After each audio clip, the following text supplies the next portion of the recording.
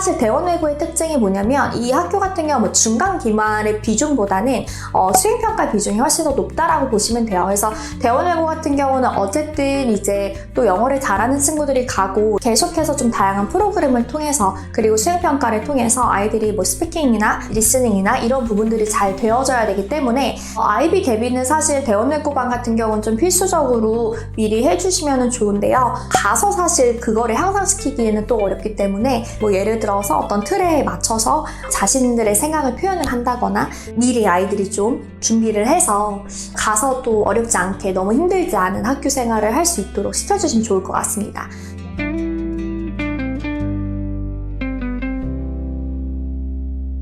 네, 안녕하세요. 저는 KNS 박재 강사이고요. 단순히 이제 외고에 진학을 하는 게 끝이 아니라 사실 외고 들어가서 우리 아이들이 그 안에서 최상위권을 유지할 수 있는지 등등에 해당해서 좀 자세하게 설명을 드리도록 하겠습니다. 사실 중학교 때 내신은 보통은 아이들이 그래도 A를 받을 수 있는 그 난이도가 훨씬 수월하잖아요. 그 이유가 사실 문법이 나온다고 하더라도 교과서에 지정되어 있는 문법이 주로 많이 출제가 되기도 하고 그리고 지문 자체도 어느 정도 이제 지정이 돼서 나오기는 하는데 이제 고등학교로 올라가면 그 중학교와 고등학교의 갭이 되게 커집니다. 고등학교로 가게 되면은 지정된 문법 키워드가 없어요. 그래서 포괄적 범위. 예를 들어서 학교 선생님이 뭐 관계사에서 관계 대명사까지만 설명을 해주셨는데 뭐 시험에 관계 부사가 나올 수도 있는 거고 복합관계사가 나올 수도 있는 이런 좀 점프해버리는 그런 느낌을 되게 많이 받을 거예요. 그래서 그런 부분들과 그다음 본교재와 부교재 그리고 모의고사까지 진행이 되고 뭐 외부 프린트 이런 것들이 진행이 되면서 지문의 범위가 굉장히 방대해집니다. 일단은 중학교 같은 경우는 사실 내신 기간을 한 달을 잡는다고 하더라도 되게 반복적인 학습이 진행이 되는 거예요. 사실 진도는 금방 나갈 수 있는데 아이들이 어쨌든 이런 시험에 있어서 좀 실수도 하지 말아야 되고 정확도를 키우기 위해서 계속해서 이 단기간 동안 한 달 정도의 시간을 두고 보통 아이들이 준비를 한다라고 치면 그 시간 동안 계속 반복해서 수업을 진행을 하거든요. 근데 고등학교 같은 경우는 사실 이 과정들이 계속 쌓여지고 좀 아이들이 습득이 된 상태에서 그 안에서 사실 한 번에 이제 단기간으로 이런 많은 시험 범위를 다 암기를 하기도 어려울 뿐더러 변형 문제로 만약에 나온다거나 그런 부분들이 나올 때 온전히 자기의 힘으로 자기의 어떤 그 영어 실력을 가지고 또 쌓아야 되기 때문에 그런 부분들이 많이 해결이 되려면 좀 장기간에 걸쳐서 이런 학습이 이루어져야 된다라고 보시면 되겠습니다. 평가 자체가 이제 중학교 같은 경우는 얼마나 본인이 이제 암기를 하고 성실하게 시험에 대비를 했느냐, 고등학교 같은 경우는 지금까지 쌓아 올려온 그런 영어 실력과 그걸 기반으로 해서 내용적인 이해, 추론 바탕의 서술형, 영작, 과정 중심의 평가가 들어가고 있습니다. 그래서 방금 말씀드린 것처럼 일반고 같은 경우는 이제 모의고사나 또는 교과서 위주 아니면 뭐 수능 어휘집 이런 식으로 좀 초점이 맞춰진다라고 하면 이제 그거에 비해서 특목고 같은 경우는 진행하는 게 굉장히 많습니다. 그래서 모의고사를 가지고도 진행을 하기는 하겠지만 교과서와 그다음 그 밖에 뭐 문학 작품이나 아니면 테드나 연설문 아니면 뭐 인문소설 뭐 이런 작품들을 가지고 다양하게 활용을 하고 거기에 이제 수능에서부터 탭스 어휘까지 진행을 하고 있습니다. 일반고에서 이제 문법 비중이 좀 크죠. 극단적으로 예를 들어서 한 40%라고 말씀을 드리면 특목고 같은 경우는 문법보다는 독해력이 많이 요구가 됩니다. 그래서 사실 그 지금 상위권 외대부고하고 대원하나반 저희 학원 기준으로도 좀 말씀을 드리면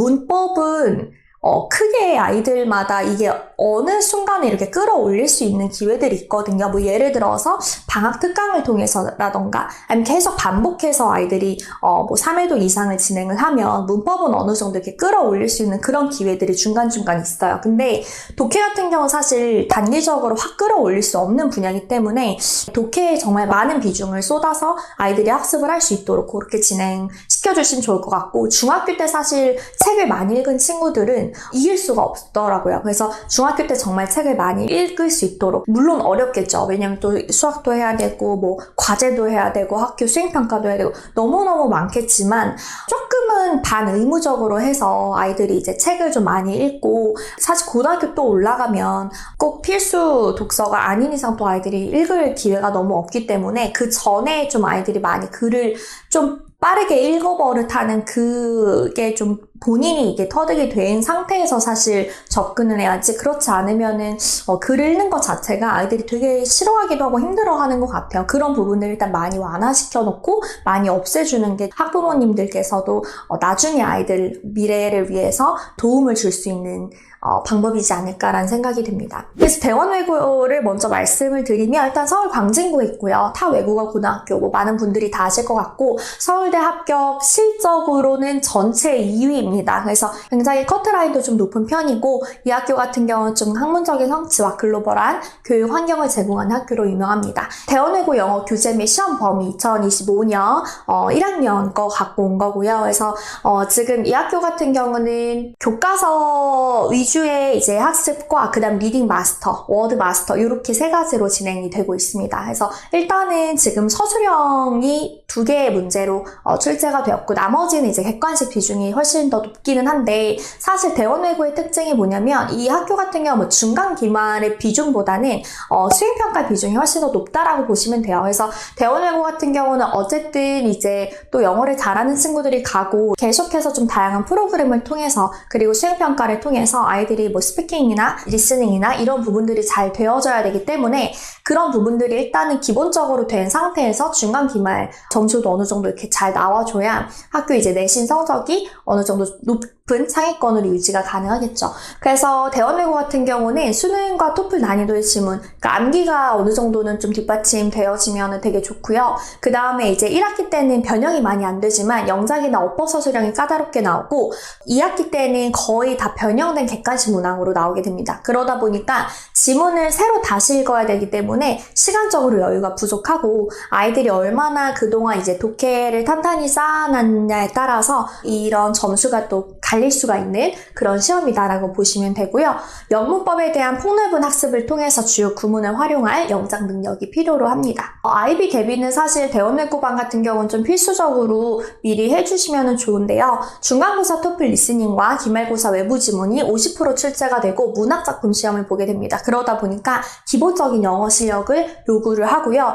원서를 사용하고 수행의 비중이 가장 큽니다. 말하기나 쓰기나 이런 부분들이 굉장히 잘 되어 있는 친구들이 또 가기도 하고, 가서 사실 그거를 향상시키기에는 또 어렵기 때문에 그 부분들이 미리 학습이 좀 되어져야 될 것 같고요. 사실 이런 IB 같은 경우는 아이들이 본인이 영어를 잘 한다고 하더라도 이거를 입 밖으로 내뱉고 그거를 표현을 한다라는 거는 또 좀 다른 문제일 수 있거든요. 그래서 그런 부분들에 대한 좀 정리가 필요로 할 것 같아요. 본인이 네이티브 스피커처럼 너무 잘한다고 하더라도 그 부분들을 뭐 예를 들어서 어떤 틀에 맞춰서 자신들의 생각을 표현을 한다거나, 아이들이 막상 시켜보면 뭐라고 얘기를 해야 될지, 어떤 부분들을 자기가 표현을 해야 될지, 그런 부분들을 좀 어려워하는 것 같아요. 미리 아이들이 좀 준비를 해서 가서 또 어렵지 않게, 너무 힘들지 않은 학교 생활을 할 수 있도록 시켜주시면 좋을 것 같습니다. 외고 진학을 하기 위해서 우리 아이들이 어떻게 학습을 하면 좋은지 영역별로 설명을 드릴 거고요.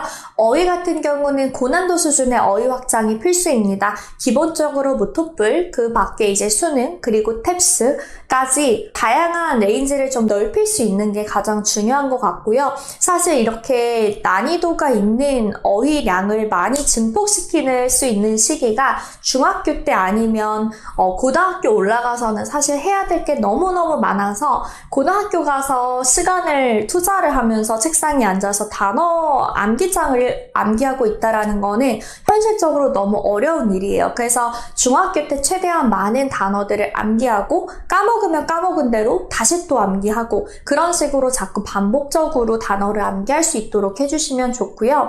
다이어 암기 필수. 그래서 수능에서도 사실 너무너무 중요한데, 사실 수능에서는 1번에 해당하는 뜻이 아닌 뭐 3번, 4번에 쓰여져 있는 그런 뜻이 출제로 되기 때문에, 특히나 빈칸에서 한 단어를 고르는 부분들 있죠. 그런 부분들에서도 우리 아이들이 얼만큼까지의 이 단어 깊이감을 읽느냐, 그런 부분들이 너무 또 중요하기 때문에 그냥 단순히 본인이 알고 있는 그 첫 번째 번째 단어 뜻이나 또는 본인이 기존에 암기를 하기 쉬워서 암기를 했었던 부분의 뜻만 알고 있다면 독해 안에서 녹여내거나 해석을 하는 데 있어서 오역이 발생하거나 또는 아예 이해가 안 되는 그런 흐름이 돼버리는 경우가 있습니다. 그래서 반드시 단어 같은 경우는 다이어일 경우 많이 쓰이는 단어의 뜻은 꼭 다 암기하고 넘어갈 수 있도록 해주시면 좋을 것 같아요. 그래서 rephrase 될 수 있는 표현들 정리 및 암기인데요. 저 같은 경우는 어떤 한 단어에 대해서 만약에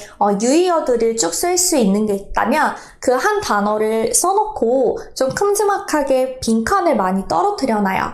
그리고 또 다른 단어를 써놓고 사실 이 단어를 쓴다라는 건 제가 단어 암기장이나 또는 단어 책에서 암기가 계속해도 계속 까먹거나 또는 너무 빈출이 자주 되는 그런 단어들 있잖아요. 그럼 그런 단어들을 종이에다가 노트에다가 하나를 써놓고 그 단어와 다시 rephrase 될 수 있는 유의어들이나 또는 그런 다이어 같은 경우를 계속해서 옆에다가 이어서 그때그때 나올 때마다 정리를 했습니다. 그러면 어떤 한 단어가 나오면 그거의 유의어가 뭐야? 라고 했을 때 술술술술 나올 수 있도록 그런 식으로 단어를 정리를 했던 기억이 있습니다. 그래서 이런 식으로 좀 본인이 스스로 단어 암기에 있어서 게을리하지 않고 자꾸 암기를 할 수 있도록 좀 정리를 해가면서 공부를 할 수 있도록 시켜주시면 좋을 것 같아요.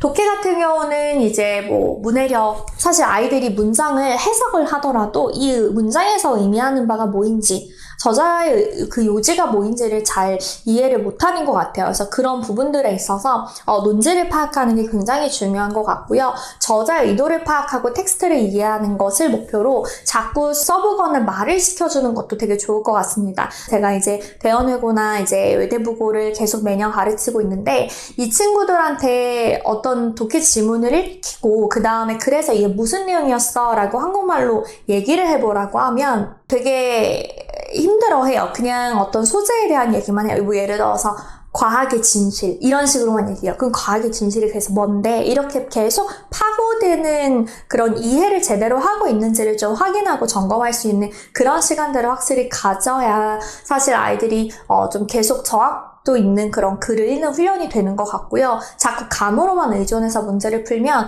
어떤 지문에 따라서 언젠가는 맞추고 언젠가는 틀리는 문제가 돼버려요. 그래서 감은 완전히 이제 배제시키, 물론 감도 너무 중요하겠지만은 감보다는 조금 더 중학교 때는 정확도 있는 학습이 기반이 된 상태에서 고등학교 가서 거기에 플러스 시간 안에 빠르게 해결할 수 있는 그런 스킬적인 부분들이 같이 더해지면 그때부터는 계속 이제 상위권 플러스 수능에서 1등급을 유지할 수 있는 그런 길이 될 것 같습니다.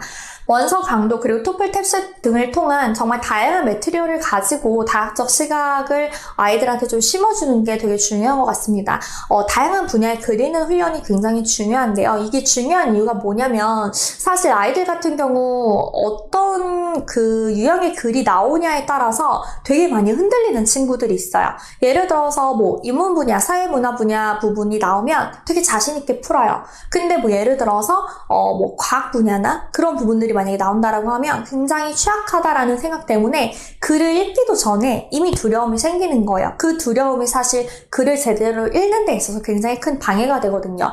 사실 영어 문제다 보니까 아이들한테 엄청나게 깊이 있는 배경 지식을 막 요구해서 추론시키고 하지는 않거든요. 그러다 보니까 그 부분에 있어서 사실 아이들이 너무너무 어렵다라고 생각을 하지 않아도 되는데 어떤 학문 분야에서 출제가 되냐에 따라서 굉장히 많이 점수가 왔다 갔다 하는 친구들이 있어요. 그 친구들은 가장 중요한 게 뭐냐면 다양한 분야의 글을 읽어서 사실 어떤 분야의 지문의 글이 나오더라도 그런 두려움이나 또는 위압감을 느끼지 않도록 시켜주는 게 더 중요할 것 같습니다.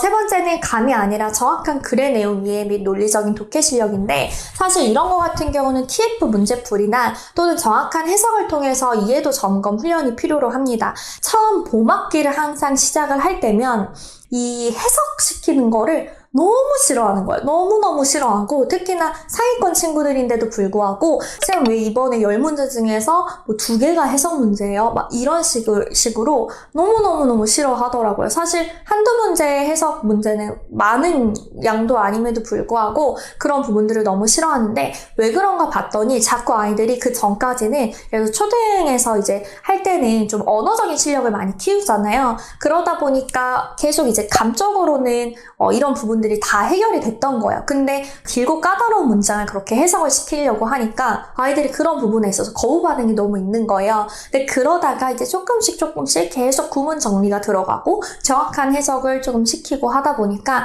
싫어하는 거부 반응은 많이 사라진 것 같습니다. 뭐 물론 아직 힘들어하는 친구들도 있지만 그래도 어느 정도 정확한 해석을 하는 거에 있어서 지금은 그런 큰 힘듦을 좀 이전보다는 덜 느끼는 것 같아요. 그래서 이런 정확한 해석시키는 것도 굉장히 중요한 연습인 것 같습니다. 그 다음에 이제 내용 요약이고요. 문학작품과 신문사설 등 다채롭고 다양한 글을 많이 읽어 글의 논지를 정확히 파악하는 연습입니다. 문학적 장치 파악을 위한 자기 생각을 정리를 해보는데 사실 지금 학원에 와서는 대부분 같이 설명을 해주고 글쓰기가 얘기한 이 부분은 사실 이런 거에 대한 의도 방향이야 라고 얘기를 보통은 해주기 때문에 본인이 그거를 듣고 이런 식의 내용이구나 라는 거를 설명을 토대로 정리를 해보고 있는데요.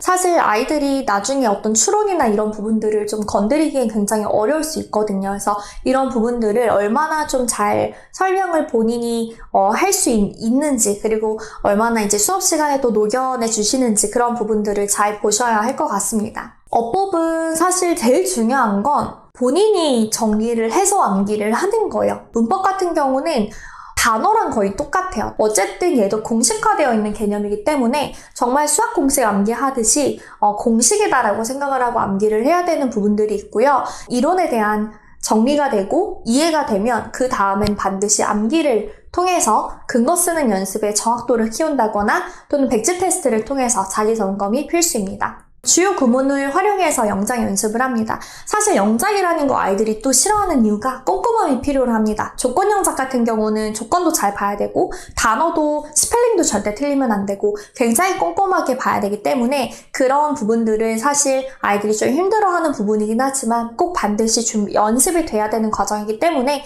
그런 부분들을 통해서 문법 적응력을 향상시키고요. 서술형, 서답형, 유형문, 완성 문제 등 다양한 유형의 학습이 대비가 되어줘야 됩니다. 그래서 사실 중1 때는 아까도 말씀드렸던 것처럼 굉장히 심플한 서술형이 출제가 된다면 3학년 때부터는 조금 난이도가 있게끔 출제가 점점 되면서 고등학교 때 굉장히 킬러 유형으로 난이도가 높은 문제 유형으로 출제가 됩니다. 그 전에 반드시 중학교 3학년 때 안까지는 좀 이 서술형에 대한 충분한 대비가 이루어질 수 있도록 해주시면 좋을 것 같아요. 저희가 지금 독해 같은 경우는 하나는 시중 교재로 사용을 하고 있고 하나는 이제 엔솔로지로 저희 자체의 교재로 진행을 하고 있습니다. 저희가 고 1, 2, 3 난이도별로 교재를 구성을 하고 있는데 단순히 기출 문제가 아니라 기출이 있었던 그 지문의 원서를 가지고 다 보게 되는 거예요. 그래서 그 일부분을 가지고 아이들이 이 부분에서 왜 이런 글들이 나온 건가 싶은 그 글들의 내용을 다 파악을 할 수 있게 되는 거죠. 그래서 사실 내신과 수능의 괴리에서 오는 혼란을 해소하고 어떤 유형의 시험이든 어떤 난이도의 시험을 만나더라도 이겨낼 수 있는 그런 입시 영어 독해의 다차원적 능력 함양을 위한 종합 교재를 만들게 되었습니다. 교재 구성이 어떻게 되어 있냐면 이렇게 왼쪽에 글의 구조를 쓸 수 있게끔 하는데 그 지문별로 다 문장에 이렇게 넘버링이 되어 있어요. 그러면 그 넘버링대로 아이들이 실제로 이 부분이 주제였고 그 주제가 얘기하는 바가 뭐였고 그거에 대한 예시, 상술, 부연 설명, 해결책 이런 식으로 정리를 할 수 있도록 글의 구조가 되어 있습니다. 그러면 저희 아이들 같은 경우는 그 넘버링에 해당하는 거를 직접 여기다가 한글로 써볼 수 있는 연습을 시키고 있고요. 그 다음에 지문에 나와 있는 어떤 핵심어 같은 경우 이 지문 안에서 얘기하는 이 단어가 어떤 걸 의미하는 건지 어떤 전문 용어거나 또는 그런 비유 표현이거나 이런 부분들을 이렇게 정리를 해놓은 거고요. 그 다음에 이 내용에 있어서 심층 분석, 구문이 있었으면 그 구문이 직역을 하면 무슨 내용이었는데 그 부분에 사실 쓰인 게 이런 의미였다라는 것까지 심층 분석까지 다 정리가 되어 있고요. 주제문과 저자 의도까지 써볼 수 있는 그러한 교재가 독해 수업 시간에 진행이 되고 있습니다.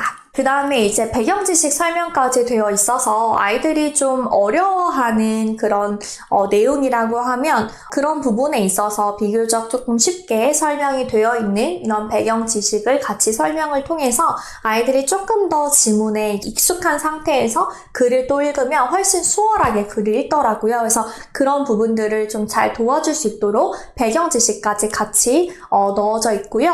아까 말씀드린 것처럼 내용 이해를 얼마나 정확하게 아이들이 파악을 했는지 TF를 통해서 진행을 하고 있습니다. 그래서 내용 일치 불일치는 사실 뭐 특목 자사고뿐만이 아니라 일반고에서도 내신형으로 다 기본적으로 출제가 되는 부분이기 때문에 반드시 꼭 아이들이 계속 연습을 해야 되는 부분이고요. 지금 TF는 그냥 TF 이런 식으로만 쓰게 하는 게 아니라 어디에서 문장 근거를 찾았는지 그리고 왜 안 되는지 왜 되는지를 직접 체크해 볼 수 있도록 수업이 진행이 되고 있습니다.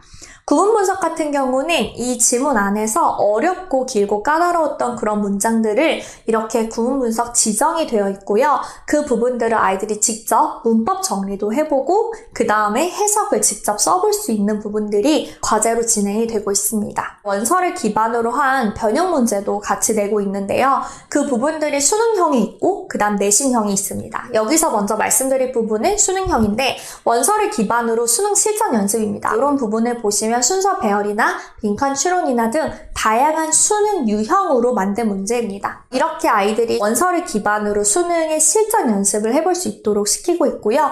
그 다음에 이제 내신형에는 저희가 강남권의 일반고 학교들도 수록되어 있고 그리고 이렇게 특목 자사고의 내신 유형도 고유 유형들을 또 같이 넣어서 그 학교에서 주로 출제되는 그 유형들을 변형 문제를 이렇게 낸 겁니다. 그래서 추론으로 적절하지 않은 거 한용외고 유형 그리고 이 전략으로 언급되지 않은 것을 하면서 외대부고 유형으로 출제를 하고 있습니다. 추상입반 같은 경우는 대원 하나반 기준 IB 수업이 진행이 되고 있고 개별적으로 따로 IB 수업이 진행이 되는 클래스도 있습니다. 원어민 수업이 진행이 되고 있고요. 다양한 지문 및 테마로 넓고 깊이 있는 이해, 텍스트 분석, 어떤 내용이나 대조, 어조, 의도 파악하는 거를 목표로 하고 있고요. 주제 연계 토론, 발표 에세이까지 IB 액티비티를 통한 생각의 확장을 모티브로 진행을 하고 있습니다. 그래서 왜 KNS IB냐라고 하면 어떤 작가, 시대적 배경, 캐릭터 분석, 내용 이해 및 요약, 문학적 분석, 그리고 통합 에세이까지 연결을 지어서 수업을 진행을 하고 있습니다. 그래서 수업은 뭐 이런 식으로 글을 읽고 글을 읽은 걸 기반으로 글도 써보고 그 글을 써본 걸 기반으로 토론도 해보고 피드백도 받고 이런 활동들이 들어간다라고 보시면 될 것 같습니다. 저희 정규 개강일은 6월 2일 월요일부터 8월 30일 토요일까지 해서 여름학기 항상 저희가 분기별로 진행을 하고 있고요. 입학시험 일정은 하루 전 예약이 필수입니다. 그래서 수토일로 따로 신청을 해주시면 될 것 같고요. 현장 시험만 저희가 받고 있습니다. 수요일은 5시, 토요일은 11시, 3시로 시험은 수능형 독해와 내신형 그리고 탭스형의 문법 문제 그 다음에 서답형까지 해서 총 150분 정도로 시간 잡고 아이들 시험 보게 해주시면 될 것 같습니다. 이번 이제 다가오는 여름 학기에도 또 다양한 그런 프로그램이 개설이 될 예정이기 때문에 이런 특강을 통해서 한 번씩 보강할 수 있는 그런 기회와 또 그런 시간이 될 수 있으면 좋을 것 같습니다. 여기까지 제가 오늘 준비한 설명이었고요. 조금이나마 학부모님들과 그리고 우리 아이들한테 도움이 되었으면 좋을 것 같고요. 특목자사고에 진학을 하기 위해서는 기본적으로 어휘와 독해 실력이 많이 기본적으로 바탕이 되어져야 됩니다. 또 고등학교 올라가기 위해서 사실 필요한 것도 중학교 내신이지 않습니까? 그 중학교 내신을 해결하기 위해서는 또 문법도 너무너무 중요합니다. 이렇게 말씀드리면 그럼 도대체 뭐부터 하라는 거야? 너무 어려워하실 수도 있기는 한데 사실 영어는 연속성이 가장 중요한 것 같아요. 지속성이 가장 중요한 것 같고 언어라고 생각을 하시고 꾸준하게 우리 아이들을 시켜주시면 언제 사실 이게 포텐이 확 터질지는 아이들마다 너무 다르기는 하지만 그게 사실 꾸준히 하고 성실하게만 하면 어느 정도는 그게 결과로 나오기는 하거든요. 그래서 그런 부분들 잘 염두에 두시고 우리 아이들 학교 진학 대비에 있어서 좋은 결과 나올 수 있으면 좋을 것 같습니다. 네, 긴 시간 감사드립니다. 감사합니다.